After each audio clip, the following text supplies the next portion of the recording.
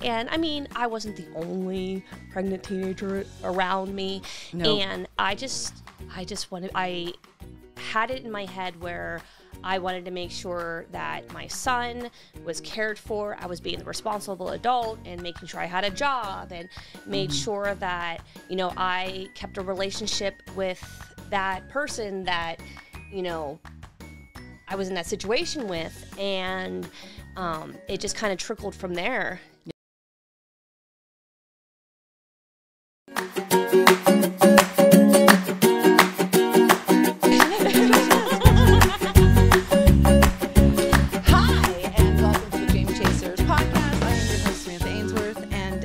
Here I have my twinsy with us today. So this is Melissa Sapienza-Garret. We have both of us have hyphenated our real names. My real name is hyphenated. Yes. My work name is not hyphenated, but my real name is hyphenated. So Melissa has very graciously agreed to join us today. I was a little busy in April and missed an episode. Just a little busy. I can't be in two places at once. You can't be in 12 places at once. No, I can be in two. I have discovered I can't be in two. I cannot be in 10, which I discovered, unfortunately, in April. Because I went to New York, and so there was that. Like being all like cool and getting educated and stuff. I know. And getting praised by complete strangers. We'll talk about later. So I know Melissa. So, okay. Have you guys ever had a situation where you have 9,000 people in common and they're all like, what do you mean you don't know Melissa? What, have you not met Melissa? How do you not know Melissa? And so I don't even remember how we became Facebook friends. Well, I think it's because part of it was I bought from you. Okay. And I probably did the nerdy thing in reaching out and being like, hey, thank you for making the purchase so personable, blah, blah, blah, blah, blah, blah, blah. And I think it was just one of those, kind of almost started like a networking thing. Yeah. Where it was like, let's stay connected because I probably want more stuff from you and blah, blah, blah, blah, blah. And then came to find out that we have almost the exact same life. That there's the similarities are freaky. I mean, it's insane. It's insane. Like there is an age gap, right? But everything else is almost identical, right? So take my life and then take it back about 15 years. Yes, that's yours. Or 18. Is it 18 year right? Wait, you just had a birthday. Well, I mean, I'm 34, so okay, if you do the math from there, almost 20, 19. Right. So you are younger than one of my children. Yeah, and the same age as one. Yeah. So yeah. I could be her mom. We don't talk about that. Twinsies. Very much. Very much so. Both had first child way too early. Yep. Both had a first marriage way too early. Exactly. Smartened up. and went accordingly. And what I like about you, which might be the same thing that people both like and are confused about the two of us, is that in spite of that, because I think a lot of people who started adulthood the way we did, being parents before we were adults, is that a lot of those folks then stop. You know, they stop doing those things that make them.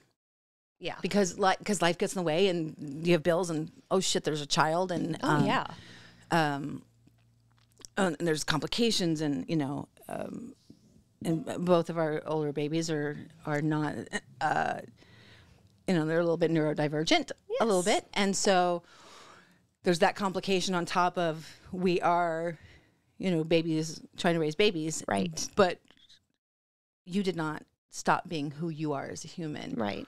And, you know, continue to pursue the things that you pursue. And we'll talk about all of that. We haven't had this conversation, although I'm assuming you had a similar thing just because culturally being what it is. Mm-hmm. There's a lot of pressure. Oh, absolutely. To stop. Yes. Being you. Yes. Well, there's a baby now. Mm-hmm. You got to grow up. Right. And, you know, stop pursuing whatever the hell it is. Like, you know, it doesn't like acting is one thing, but like whatever it is, the number of young moms who are told that is no longer appropriate. You don't get to be that. You don't get to do that. You don't get to pursue those things. You have now given up that right. Yeah. You know. And it's funny that you actually bring that up because I was, before coming here and just really thinking, back to as far as my childhood and just what led to today, that there was a period where I stopped being myself. And I think that is why there were decisions made. Was it about 5 years?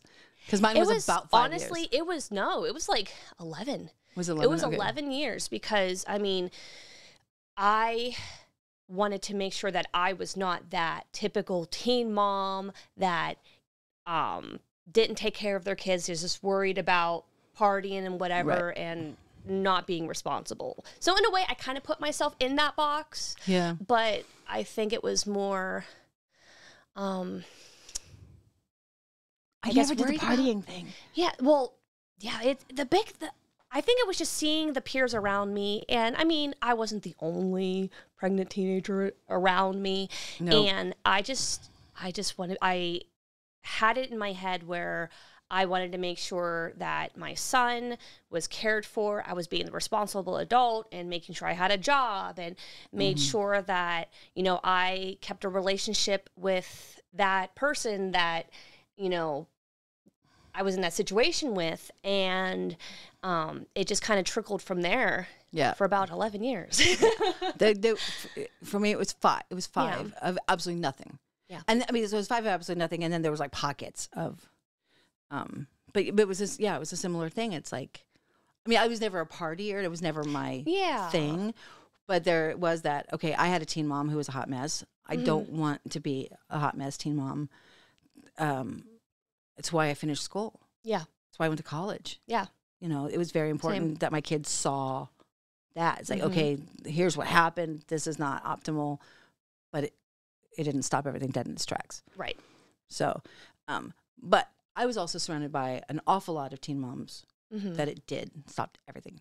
Right. Like no more school, no more dreams, no more anything other than you're just mom now. Right. And I saw how many spirits got broken by that. And then you couple that with the whole like abuse and the way rural America treats young women, and like don't get me started on that. But but you also are from a rural cows area. and corn. Yeah. Cows and corn.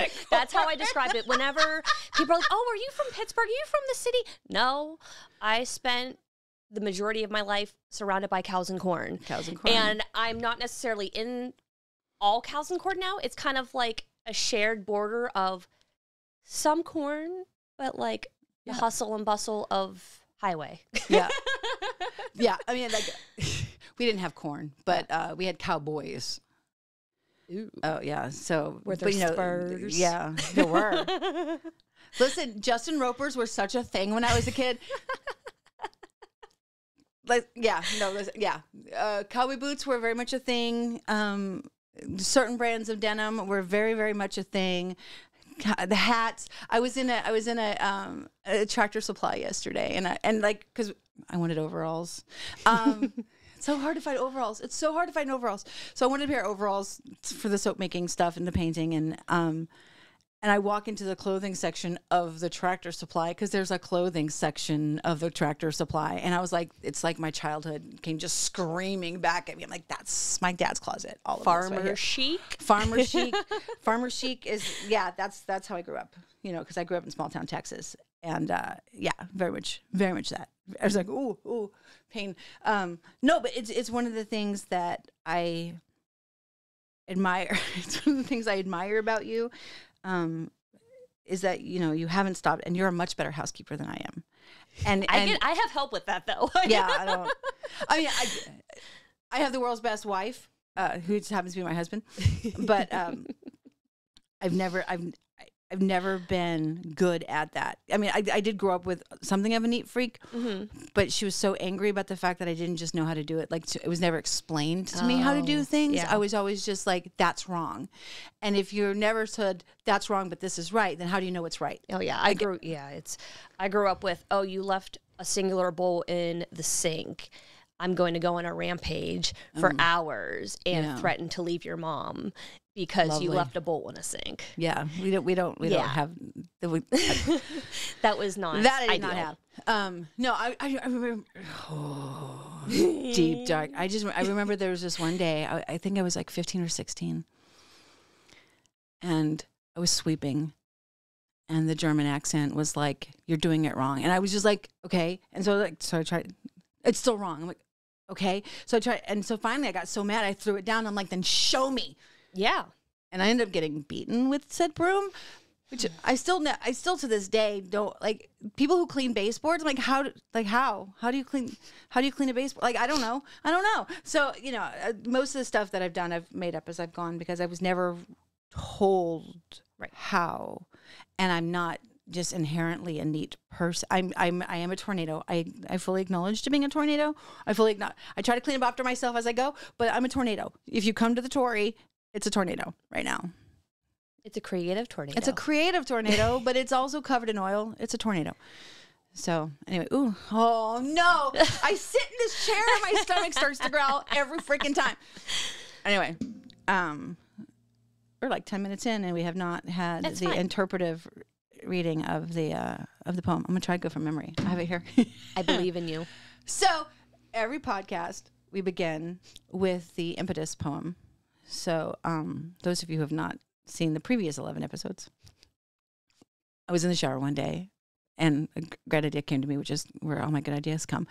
And it was this poem by Langston Hughes, which is also, I don't know if you know this. So this poem was actually because me and Lorraine Hansberry is also the inspiration for Raisin in the Sun. Okay. The play Raisin in the Sun. So anyway, Harlem by Langston Hughes. I'm trying to go from memory. It's just a. What happens to a dream deferred? Does it dry up like a raisin in the sun, or fester like a sore and then run? Does it stink like rotten meat, or crust and sugar over like a syrupy sweet? Maybe it just sags like a heavy load, or does it explode? So, Melissa Sapienza-Garrett. When you think of dream chasing, what does that mean to you? My goodness. And like I said, I did my homework. I tried. She's like, I did my She texted me this morning. She's like, I've been thinking about this question. Yes. So I think the idea of the dream is where it starts, you know? And that idea being fueled by passion, which then turns into motivation. Okay.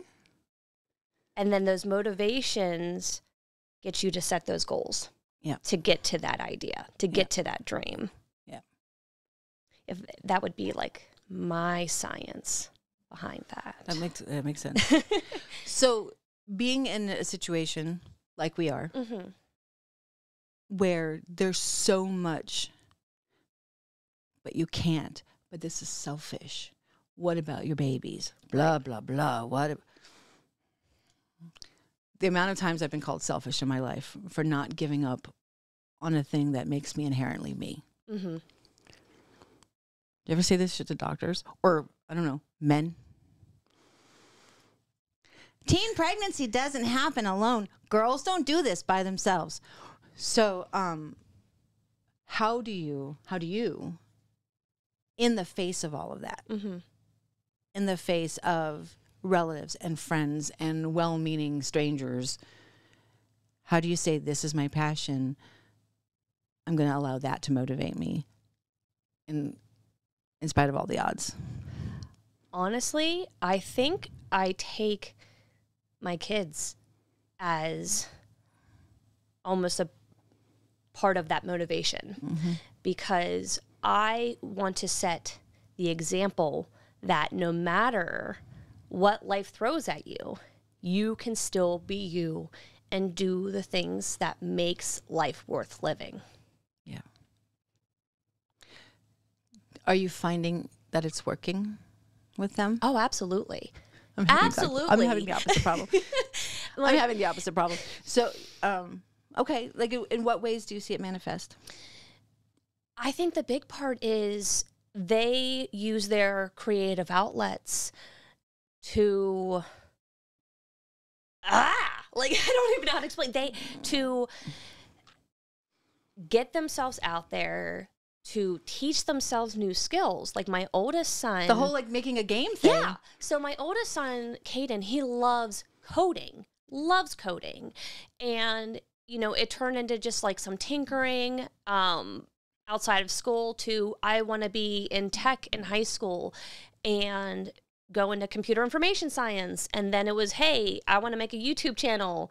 And it started off as like, you know, just some silly little videos, some reactions and whatnot to, hey, this is how I figured out how to make this game. And here's the step-by-steps on how I did the coding. And, you know, here I played this game and see, you know, how you would play it. And then he has a little bit of a following, like nothing major, but it makes him so proud of himself, which like, it makes me want to cry. Yeah. You know, because he is also, like you mentioned, he is neurodivergent, he's on the spectrum, and being able to express himself in such a way was not always easy. Yeah. And for people to, I don't want to say accept him, but accept him for, you know, his passions. It's just, it's fantastic. I remember. Yeah. I remember when you said, "Oh, the kids couldn't we couldn't hang out that weekend because the kids were creating a video game." Yeah, and all three of them. I mean, Caden does most of the work, but right. The other two like to take credit. Yeah, Lydia will help out with some of the design of what things look like, and Victor, I feel like he's more of a tester, but so he's a game tester. He's a tester, and he does. Caden does try to teach him some things. Yeah. So then they all work together on this product. And the last one that they did, they actually got 9th place out of 40.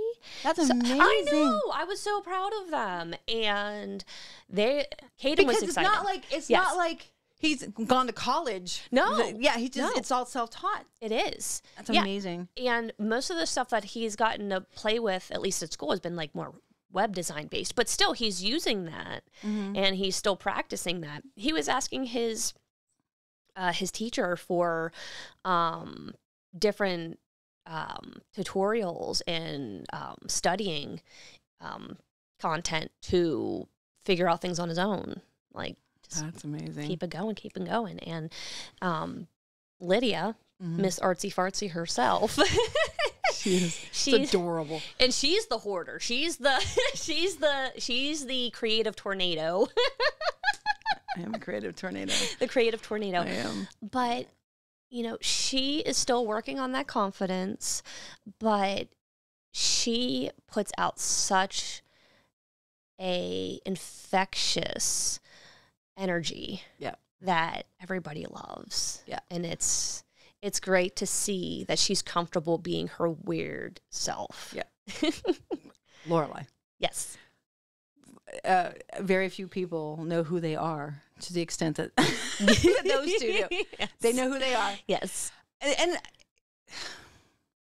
is it Elise Myers that did that whole thing? It's like, do it scared.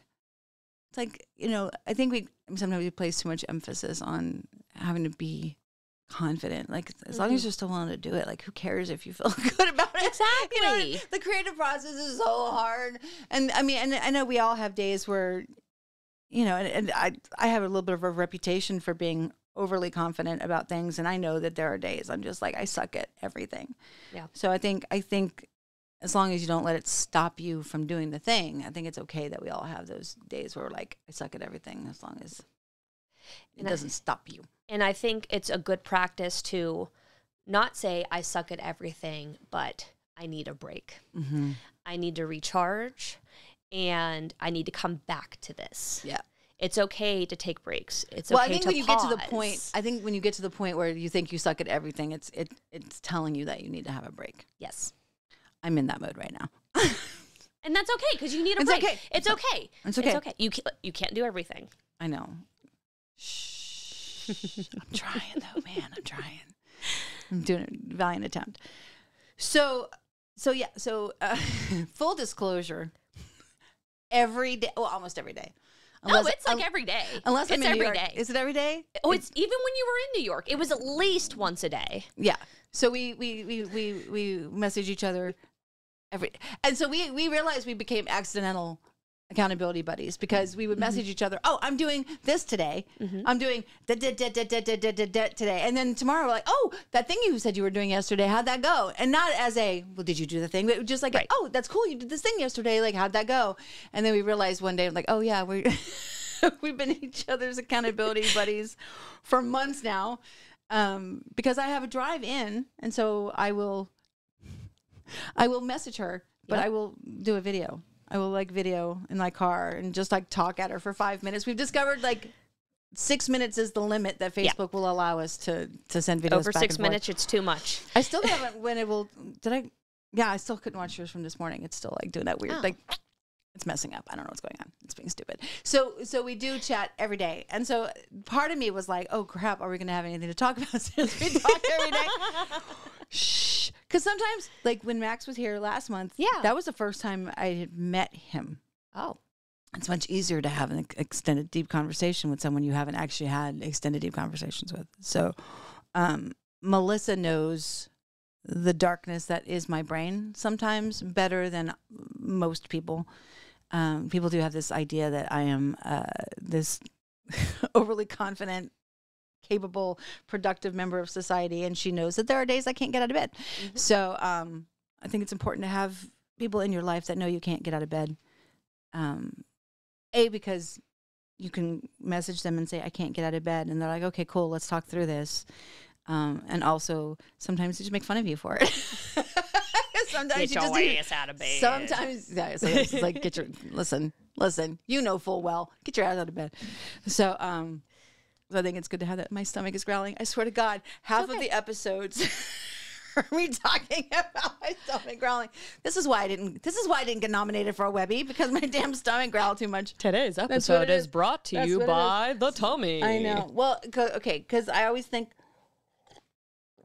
oh, I'll eat afterwards, and then I forget, and then all hell breaks loose, and it's dumb. So you have of late really been pursuing. So here's a way in which Melissa and I are not alike at all. There had to be one thing. This girl right here loves horror. Loves it. Loves it. The cheesier, the better. Loves it. Cheesy, practical effects. Oh, it's so good. Stab me in the eye. So, whereas I have said I never want to be covered in blood ever again, she's like, bring it on. Give me more blood, please. So, but you have really been working hard at pursuing a horror career. Yeah. So, Scream Queenie kind of stuff. God love you. Listen. I don't have to understand it. I don't have to like it. I don't have to agree in order to respect it. I can respect it and be like, thank God it's you. You go do the things. You go and you go do the things. You did what I thought was a really interesting, ballsy thing to do for someone who's not, quote, a name. Yeah. She had a photo shoot specifically to get headshots. Yep. Specifically to sell them. Yep. And it's working. Yeah. Yeah. So let's talk about that. So, so you started doing cons. So I did sign up for my first vendor table. Right, because you've been doing them for your day job. Correct. Yeah, I typically vend at Steel City Con for my big girl job. For your big girl job. And big girl job. Big girl That's job. like my big girl job. Big girl job where sometimes I get to dress up as a clown. Sometimes I have to rewire puzzles. It all depends on what's going on. Right. But, she also happens to be my son's boss, which is awesome. I I called him a nepo baby. No, well, there was a nepo baby thing. I'll tell you about that. I meant to tell you that I called Parent a nepo baby, and he's like, "Why?" Because I got him into a film. He's doing a film with me next week. He's doing a 48 with me, and I'm like, "You're a nepo baby," and then I went, "Andy's a nepo baby." It's the whole thing. So you've started. So you signed up for? Yeah, I signed up for Gross Fest, and I was kind of on the fence, and I was looking at the lineup, and I'm like, why not? Why not? I mean, there are folks who do cons because they were an extra in Night of the Living Dead once. Right. And they have built entire careers out of that. Yeah. So why not? And I don't know if you know this or not, but I'm a little bit of a people person. You? What? No. Maybe, just a little bit.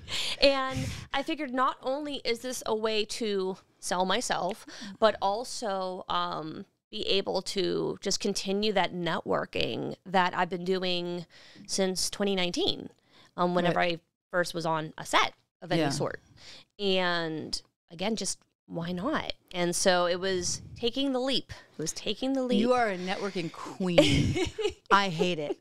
Listen, I hate it in the same way that 12-year-old Sammy hated green beans. Like I hate networking much. Like flames. You are like, I can spend the entire weekend at a table networking with a bunch of horror people. I'm like, that, yay, yo. That's what you did this weekend. That's what you did. Pretty much. Yeah. Like, it was fun. It was fun. But, and I wasn't vending. I was there as a guest. Right. But with the intention of, rubbing some elbows and saying, hey, what's up? I'm a person, and getting some really good smelling incense.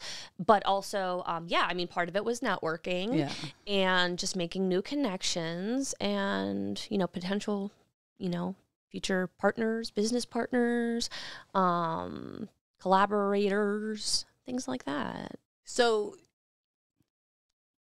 in a perfect world, yes. What kind of what would you like to see your horror career do? Like in a perfect world, like if everything lined up exactly the way you wanted it to line up. Yeah. Like what does that look like for you? I think that in a perfect world, I could not only take on more gigs, but do it as almost I don't want to say full. I hit the thing. If my stomach's not growling, I'm smacking the mic. We're so professional here. I don't want to say I want it to be my full-time job because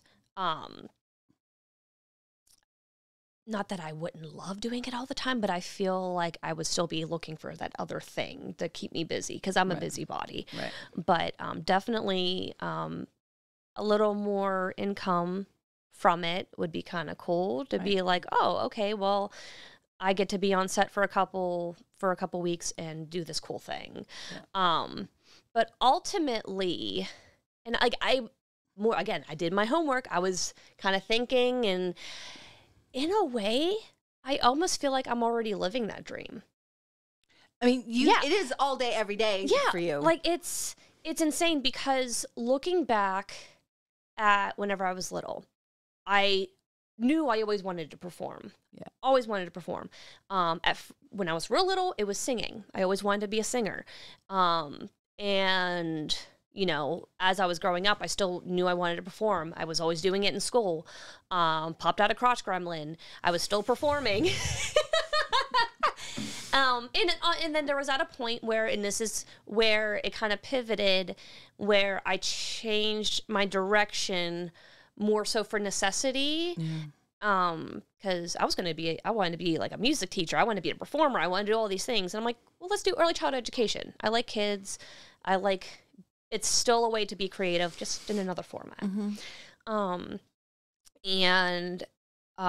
Unfortunately, childcare does not pay the bills.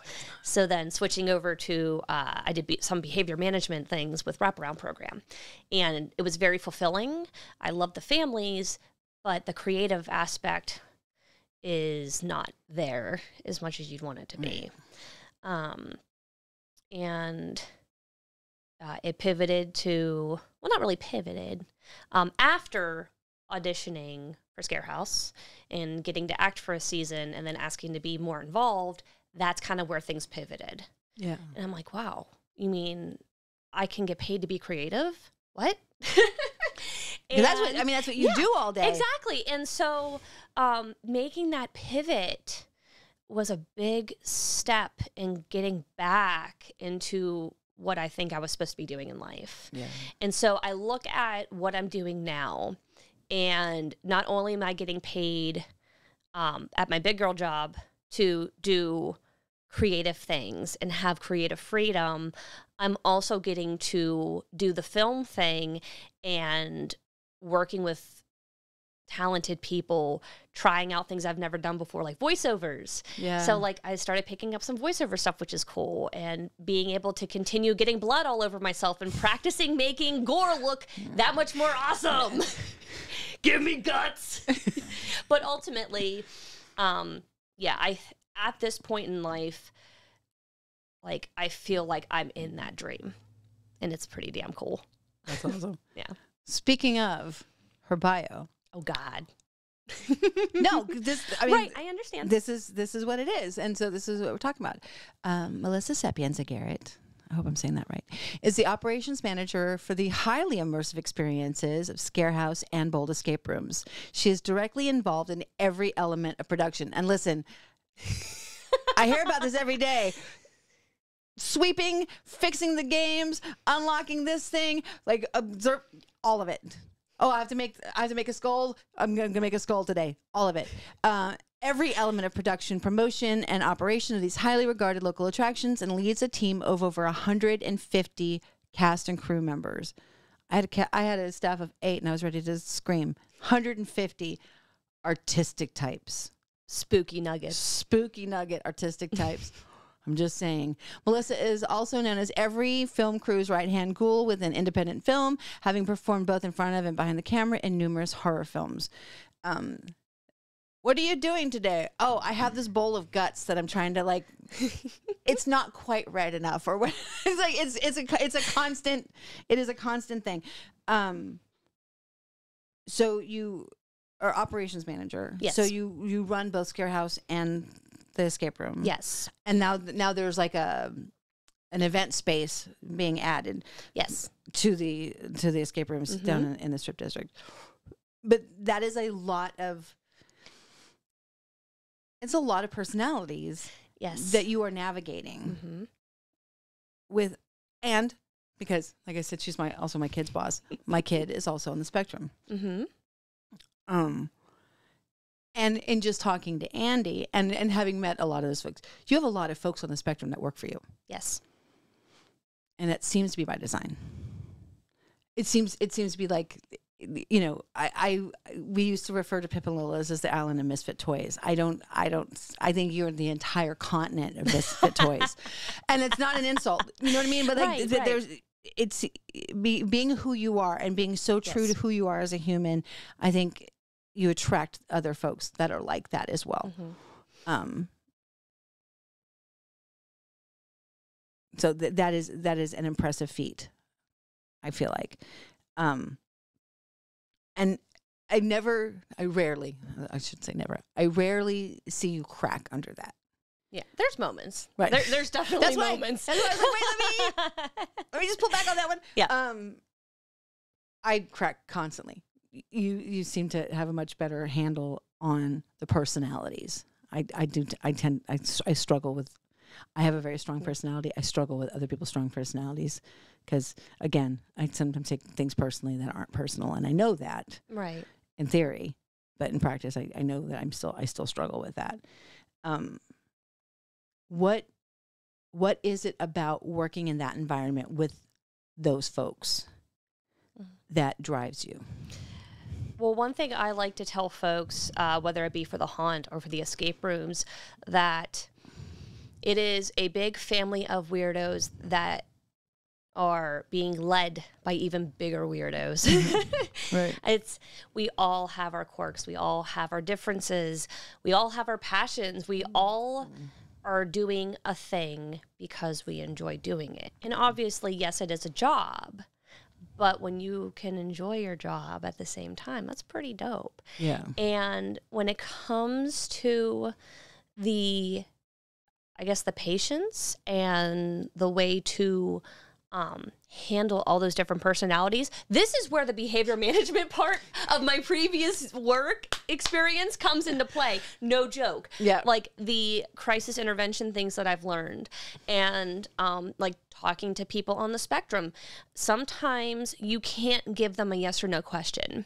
Right. It's, do you want to do this or do you want to do this? Right. And you give them those options. Right. And typically, those things make communicating easier, or modeling the behaviors that you want to see in the work environment. Yeah.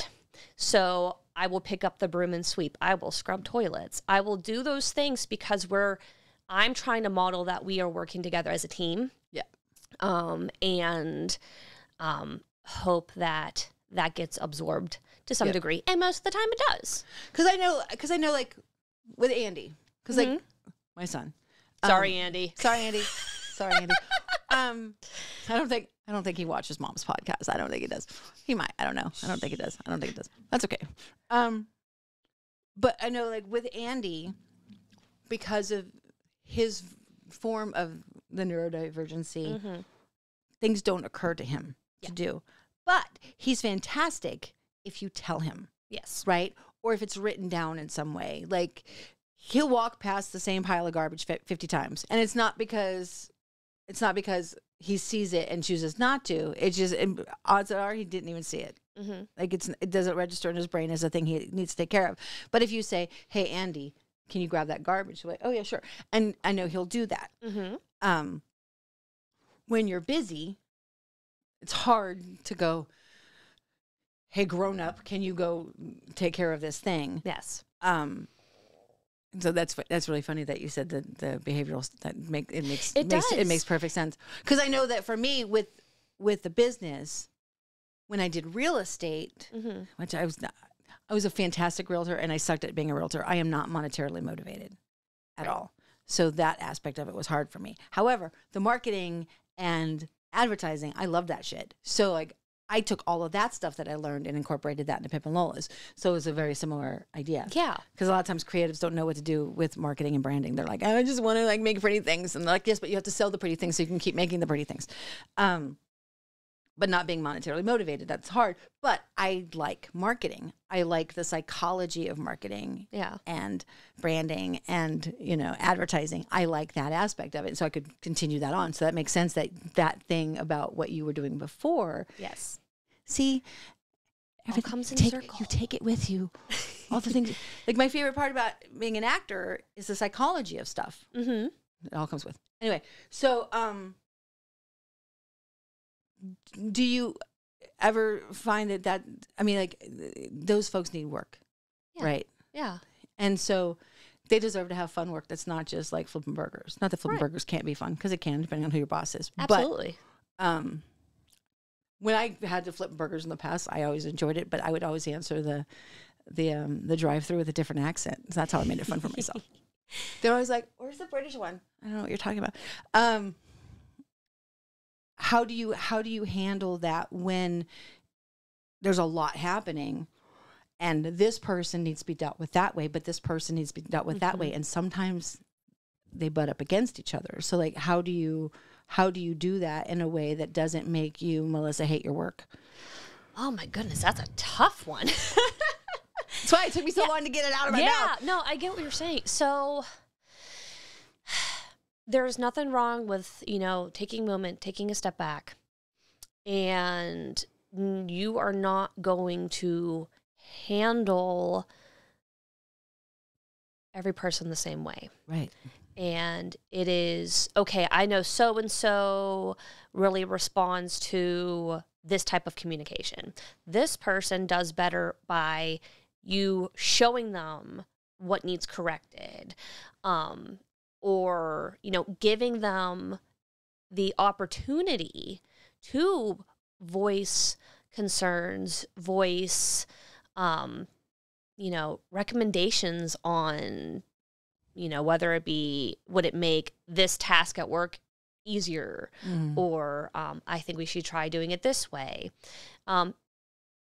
Not only giving them that voice, but taking it in and not only like respecting where they're coming from, but oh man, this one's a tough one. This is a tough one. That's why I make the big bucks. Yes. I have good questions. No, but really, it's genuinely taking the time to listen and doing it not judgmentally. Yeah. Because I'm sure that there's a lot of employers out there that can give two shits about if you like something or not. Yeah. And obviously, you can't change everything. Right. There's reasons why things are in practice. There's, something had to have happened for something to become part of whatever we're doing. But being open-minded, not taking things personally when it's something about the job. Yeah. And not only do employees need to be able to take constructive criticism, so do the employers. Yeah. When we had employees, because at one point we had 8 of them, I tried really hard to make it so people didn't have to do things they absolutely hated doing. Yeah.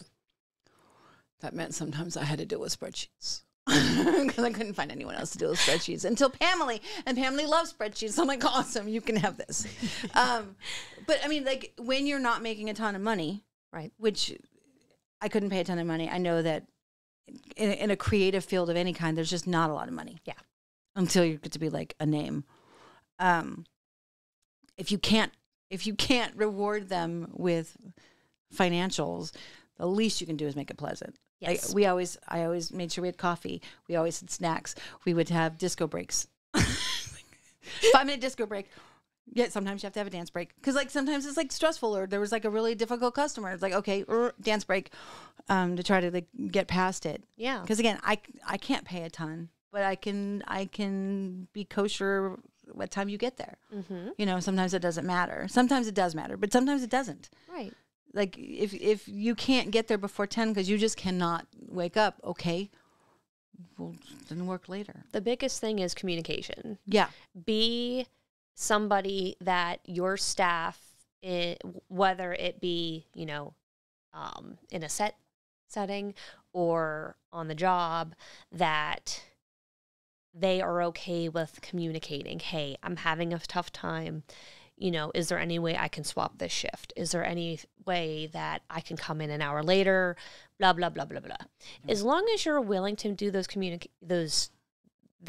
communication, I'm cool with it. It's so sad. It's so sad how often culturally or whatever people think, well, I'm giving them money. I don't have to be nice to them. Oh, no. They're humans. They're humans. They're humans. They have feelings. Yeah. If it weren't for them, you would be screwed. Yeah. You'd be where I am right now, alone at the Tory most of the time, trying to get everything done.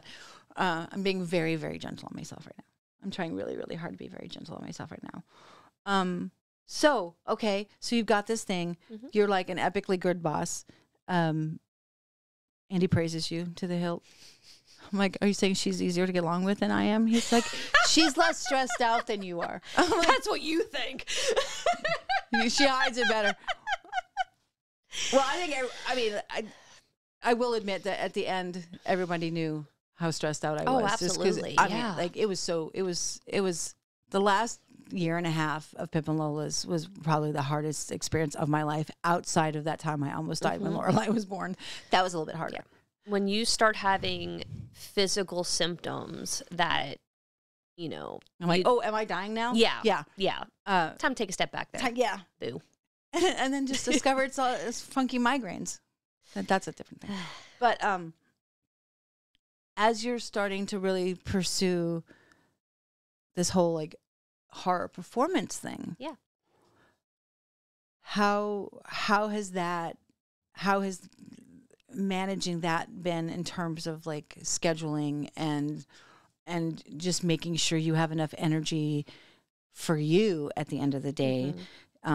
Because neither of us are the healthiest people on the planet. No. And it's all, listen, our bodies are assholes. Yeah.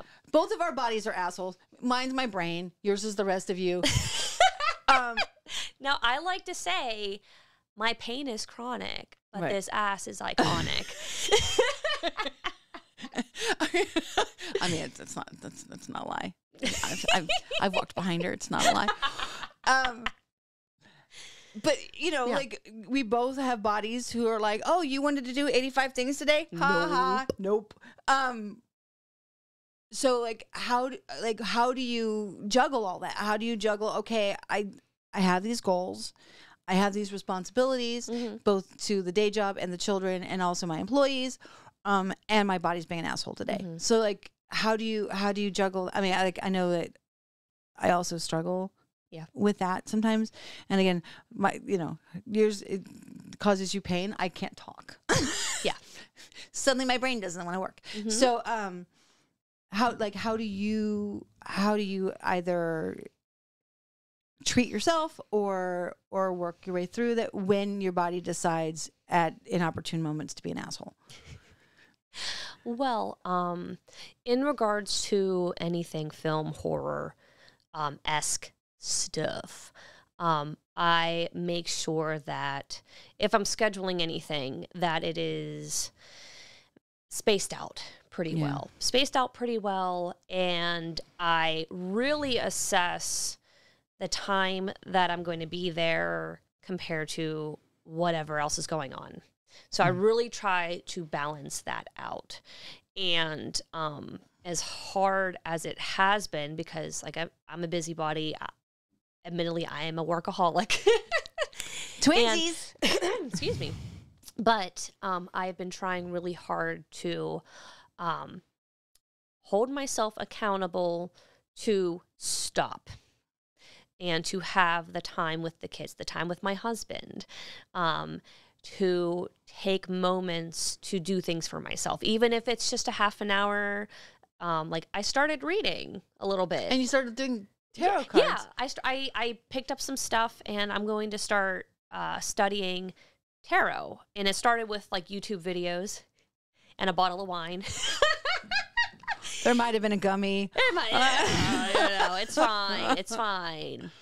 But I ordered a book. I'm going to start reading that and just doing something small for me that isn't really work. I think that's the kind of way to go. And the fact that it's getting nice out now, I can do that outside. Yeah. Like I was so excited. Like even this morning, hey, I was pulling weeds for a little bit, but I was just so excited to be outside and enjoy quiet. That's why I wasn't mad when someone was parked behind me today. Yeah. Like it was I walked. I had to walk because someone blocked me in. But I was like, oh, I can go for a walk. Yeah. I like going for walks. Yeah. I don't want to weed. But hey, listen, if that brings you joy, then you know. But I like being outside, so I get that part of it. Yeah. Are you good about letting folks know when you're physically struggling? So I've gotten better. When you mentioned about not being able to talk, I have what they call a conversion disorder, that my body does this thing that I have what they call non-epileptic behavioral spells, which I can become mute. And sometimes it looks like I'm having a seizure, and it's not great. But those spells have been few and far between because I've been able to practice communicating better. And whether it be with my husband, Brian, he has been such a big help and like a coach in that because he is all about talking. Yeah. Like no matter the subject, he wants to communicate. Let's talk things through. Talk. And sometimes I'm like, and he's like, no. But, you know, over the course of us being together for how many years, like it's helped so much. So now, you know, I can say, you know, I need to, like, I know I have 5 things I want to do today, but before I do that, I need a moment with my heating pad before I go do those things. Yeah. And it's progress. Yeah. It is progress. I mean, I'd like even in just the time that I've known you, I've known you to take that time and realize like, oh, can't get out of bed yet. So and that's from the fibromyalgia. That's a whole other thing. But bodies are assholes. Bodies are assholes. And the thing is, they're kind of still, it's still kind of connected because the conversion is from years of internalizing and, you know, it's trauma-based and everything else. The fibro is your central nervous system being stupid because of things that have happened, whether it be trauma, injury, you know, PTSD, things like that. So it's all connected. So the more that I allow myself to stop and be kind to myself, like my husband and I started working out recently. Yeah. And I keep saying to myself, as much as like it can be such a pain, I'm being kind to myself. I need to be kind to my body. Yeah. And that's kind of been my new mantra for a bit. I've always liked going for walks. I mean, I'll walk, I go to Manhattan and I walk the entire damn length of that island. I mean, all the time. I was there, what, 3 weeks ago? And I walked from 72nd down to World Trade Center. I mean, it's a hike, but I'll walk it. I walked the Brooklyn Bridge. It's the first time I've ever walked Brooklyn Bridge, and I walked Brooklyn Bridge, not realizing because I got off the subway and I walked to Manhattan Bridge and I hung a left, thinking, oh, I could just get it that way. Oh no, I have to like kick back like half a mile to get on the pedestrian part. Whoops. So by the time it was like a 5 mile day, but. What's interesting about that is a lot of the physical issues that I have, you know, from having like dislocated my SI joint and my particular form of IBS are remedied by walking. Yeah. So as long as I walk, then those major things that I have calm the fuck down. It hasn't calmed my migraines down. But at least we now know that they're migraines and not that my brain is trying to explode. Yes. We discovered that I have, it's called a hemiplegic migraine, that it mimics a stroke. It's a migraine that doesn't hurt. I just can't talk. Right. And I get left side weakness and sometimes my face hangs and sometimes I word salad. Sometimes I can't come up with the words. Sometimes I come up with the words, but I can't get them out of my mouth. Sometimes I suddenly gain 500 pounds and I'm just like limp in a chair because I can't lift anything. It's a very bizarre thing. But yeah, I had one last week and we threw a migraine, like a Tylenol with caffeine in my body, and half an hour later it was gone. And normally that's hours of not being able to function. Say the first time, well, not the first time, but one of the big times, and this is when you were in one of the higher part of your stressful situations, that it was days. Yeah, it was days. I couldn't talk. It was days. Like, yeah, because we thought it was a TIA. Mm-hmm. That's actually, that event is actually how we found out what it is, because normally when you're having a TIA, if you get the MRI or you get a CT scan while it's happening, that's when it shows up. And I have had a TIA, like a documented TIA in the past, and I've had a stroke. So once you've had those things, like the likelihood of happening again, but it was clean. My CT was clean, and so that we were so confused. And it was 3 days. It was 3 days of not being able to talk. Yeah. And she knows that because I still sent her videos, and I sounded like my Wi-Fi was glitching. Like about every third word came out of my mouth. That's commitment. Yeah. This is how we communicate. And this is how we know that we're twinsies, whenever the left side of our face both sags whenever we're having something going on. Yeah. Like whenever I have a conversion issue. Yeah, it's the left side. It's the left side. It feels heavy and I'm like, meh. It's so dumb.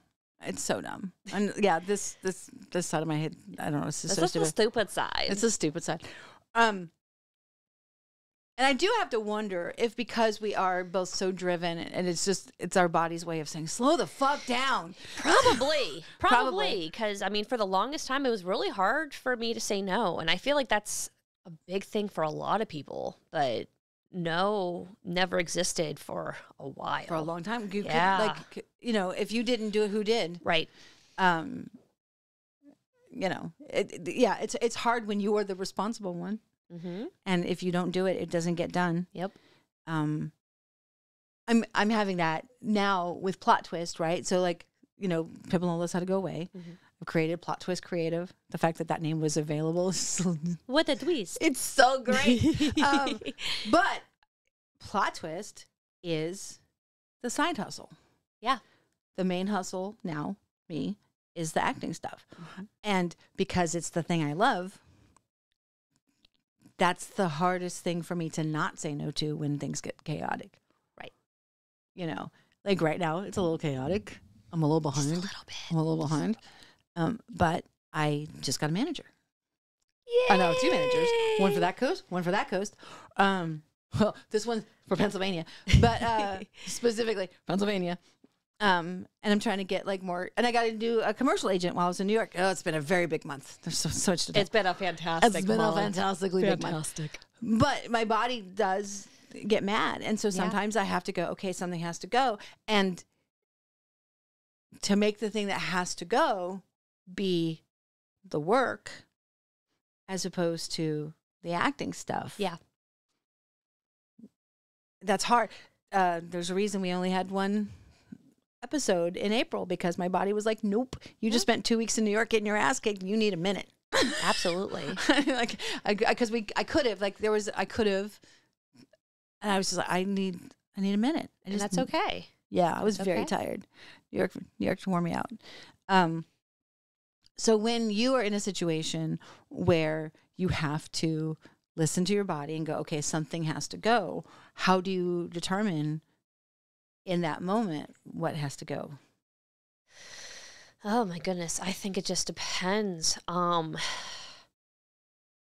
It's one of those things where if I don't get something done, what is going to be the result of that? Mm-hmm.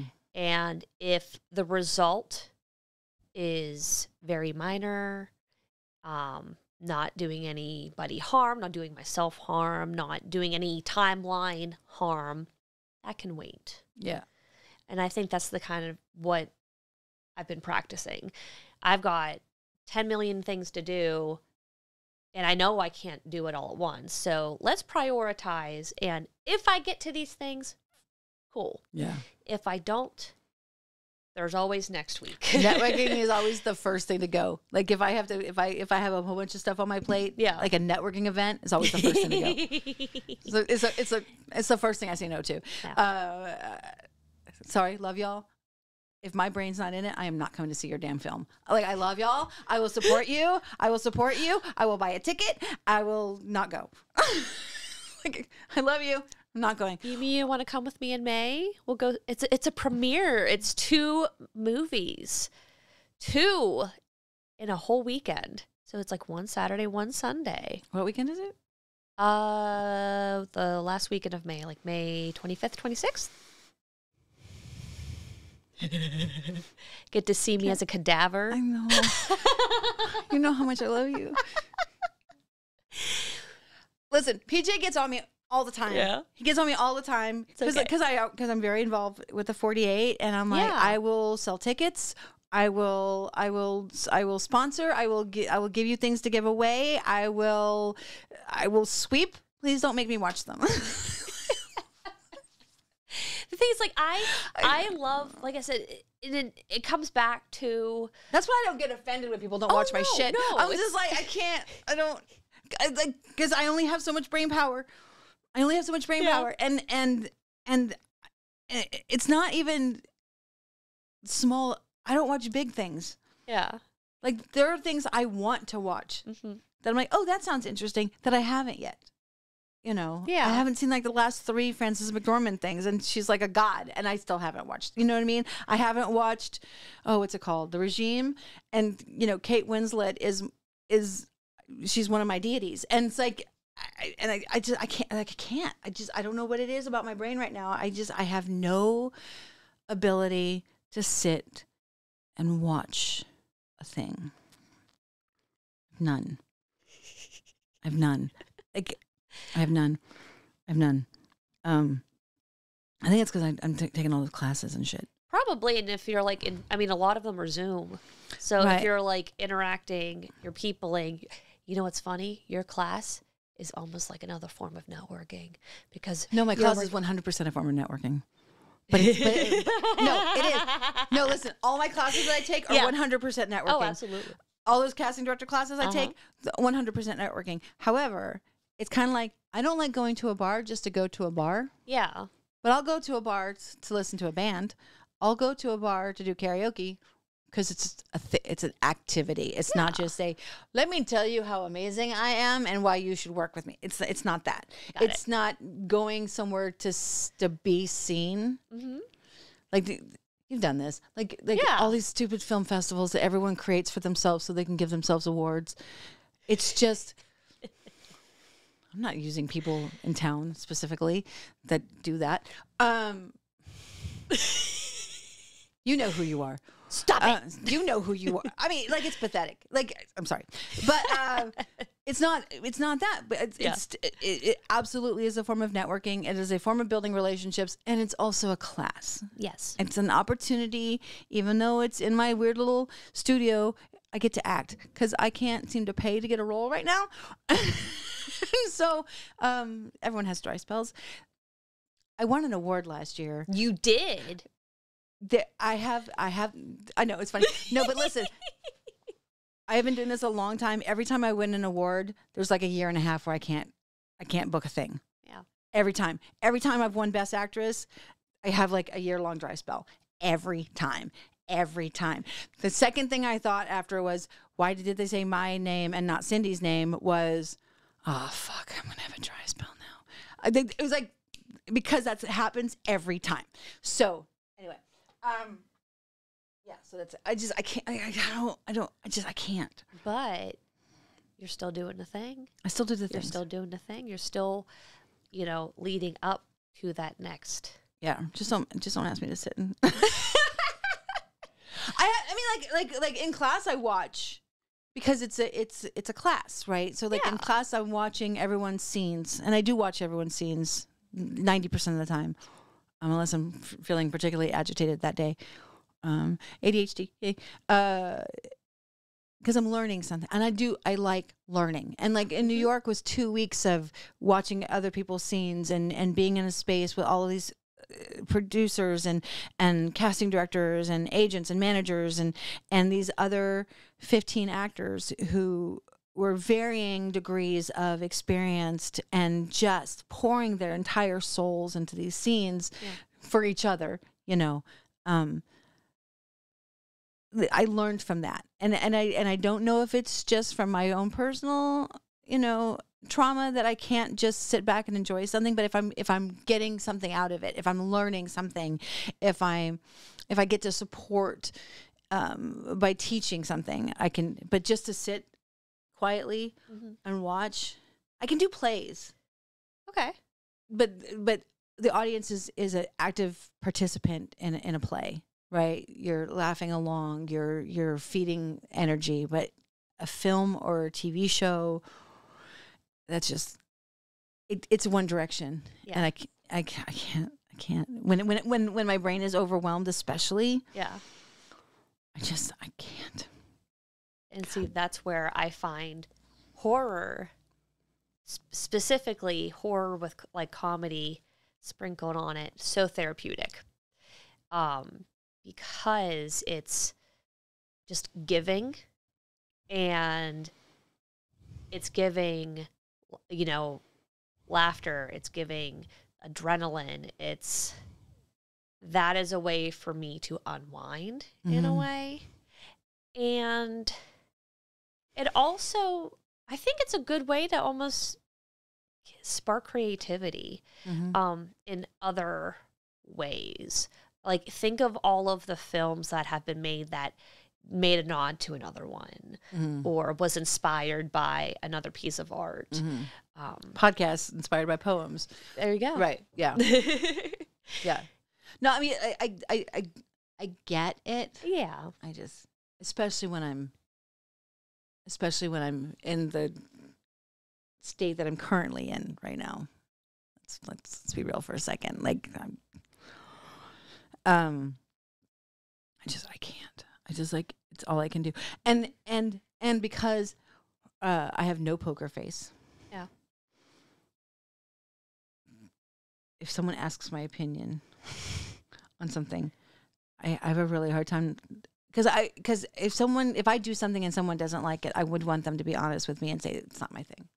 Right. You know, because saying I don't like that particular genre of thing isn't, in my opinion, an insult. Right. But some folks take it that way. And I am proud of folks for just doing it. Right. Yeah. So like my opinion of the final product does not matter. Mm-hmm. If I don't go, then they can't ask. If I didn't see it, then they can't ask. And I can't accidentally yuck somebody's yum. Got it. You know, yeah. I don't ever want to yuck somebody's yum. I don't get it, but I don't have to get it. Right. It's okay. But I love that. That is the thing that we are so on opposite sides of the spectrum.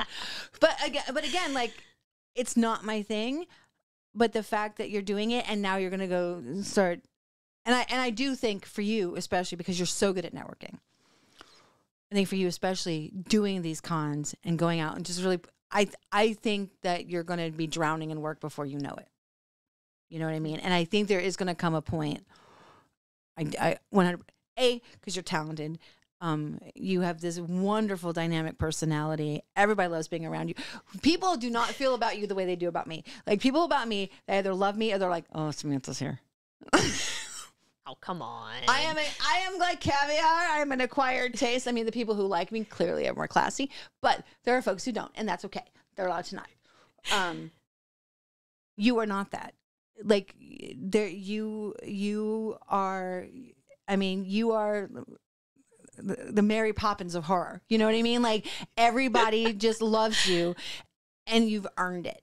There's nothing superficial about you. There's nothing artificial about you. You are who you are in all your weird beauty.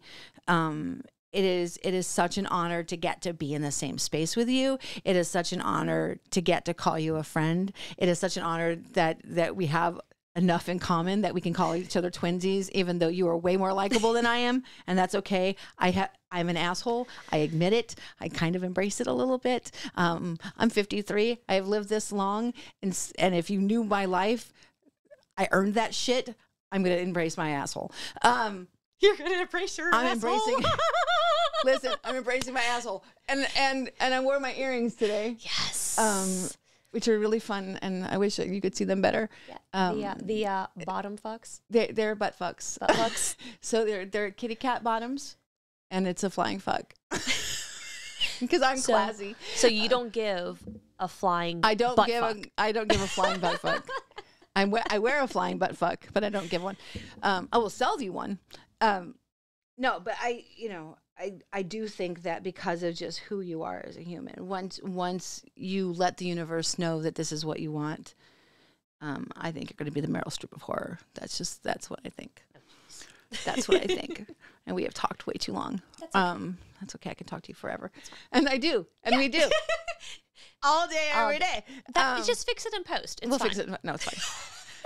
Listen, it's mine. I got nobody to answer to except for them, who I might accidentally get charged extra for being long. That happens.